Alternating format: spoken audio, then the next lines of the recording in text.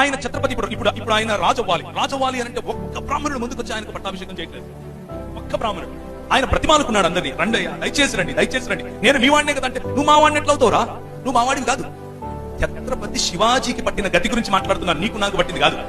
ఎవరైతే వారి తరఫున పోరాడాడో, ఎవరైతే వారిని సంరక్షించడం కోసం పోరాడాడో, ఎవరైతే వారి ధర్మాన్ని సంరక్షించడం కోసం పోరాడాడో, ఆయనకు బొట్టు పెడితే నేను తాగాల్సి వస్తుంది శూద్రుణ్ణి, నేను ఎట్లా బొట్టు పెడతాను అని అన్నాడు.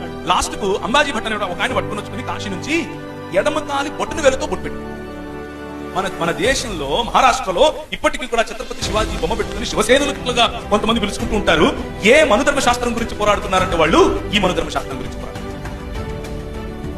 ఎడమ కాలి బొట్టను వేలుతో బొట్టు పెట్టి ఆ ఘట్టని ఆయన అప్పుడు ఈయనను ఛత్రపతిగా ఘోషించడానికి ముందు ఒక షరతు పెట్టారు. నువ్వు ఇంతమంది బ్రాహ్మణులకు ఈ విధంగా భోజనం పెట్టాలి, ఇంతమంది బ్రాహ్మణులకు ఈ విధంగా మణుగులు ఇవ్వాలి, ఇంతమంది బ్రాహ్మణులకు ఈ విధంగా మాన్యాలు ఇవ్వాలి అని ఆంక్షలు పెట్టారు. సరే అని చెప్పి ఆయన ఒప్పుకుని చేశాడు.